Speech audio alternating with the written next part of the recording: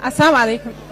Sir, there is a misconception about Islam. People think every Muslim shed blood. They believe that when you kill a person that's a non-Muslim, that you're going to get reward in Jannah. So we need you to throw more light on this.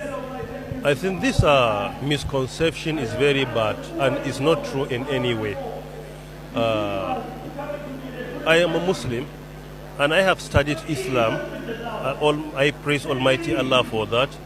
And thirdly, I live in many countries where Muslims are in the majority, and I can testify to you that this is not true. Firstly, if you look at the word Islam, you will realize that the origin of the word is related to two things. One, Al-Islam, the origin is related to submission, meaning submitting yourself to Almighty Allah who created you and I. And secondly, it's related to peace.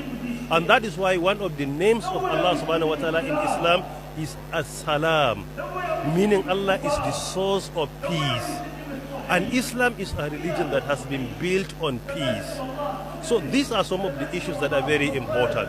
And secondly, if you study the biography of our Prophet Muhammad sallallahu alaihi wasallam, and the reason why he migrated from Mecca to Medina, you will realize that in Islam there is nothing like shedding blood, except in the cause of self-defense. When you are attacked and you have any no exit, you are allowed to defend yourself.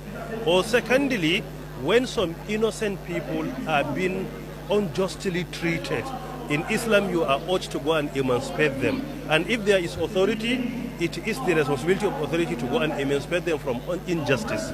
So these are the two situations that you will see even the Prophet ﷺ partook in a war. It's either to defend himself and his companions, may Allah be pleased with them, or in the cause of exonerating and emancipating some people that were unjustly treated. These are the two conditions. Go through history and see. 99.9% of what took place at that time is either of these two conditions. And this tells you that this misconception has no basis. And today in the world, we have approximately around 2 billion Muslims.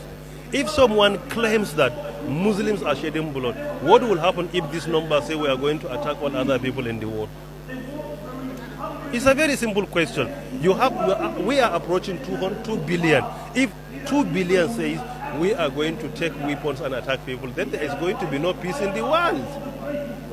So, and another issue which I think is very important, it is only because of the justice of Islam, you will clearly see that whoever does wrong to anybody will be punished by Allah. If a Muslim treats a Muslim unjustly, he will be punished. The same way he treats a Muslim unjustly. Read Surah Al-Zalzala, verse 7 to 8.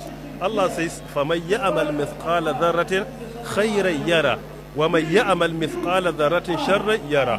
Whoever does any action that is good, he will see the reward. And whoever does any action that is bad or evil, he will also see his sin. This tells you that Islam is very objective and there is no justification for anyone to claim. And saying that Islam has been propagated by sword, I will ask you, go through history. The country that has the largest number of Muslims today in the world is Indonesia.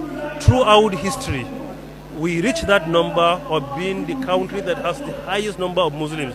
Throughout history, no Muslim army went to Indonesia throughout history. Look at the population of Muslims in Malaysia. No Muslim army that has ever went to Malaysia in any way. These are clear examples.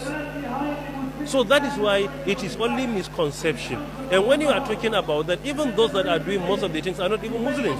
They are doing that in order to tarnish the image of Islam. That is the wisdom behind. And the same with many non-Muslims. They have their religion. They commit many atrocities, but that atrocity is not being attached to their religion. It is only attached to their cities. And in some cities it's not being mentioned. But when a Muslim commits anything, even if his religion is not in any way involved, they will say a Nigerian Muslim, a British Muslim, an Arab Muslim. Why? Because the target is Islam. They have a solution, they are looking for a problem. That solution is to destroy Islam. And the problem is how they can justify it. So that is why I think that misconception is very wrong and there is no justification. And Allah knows best.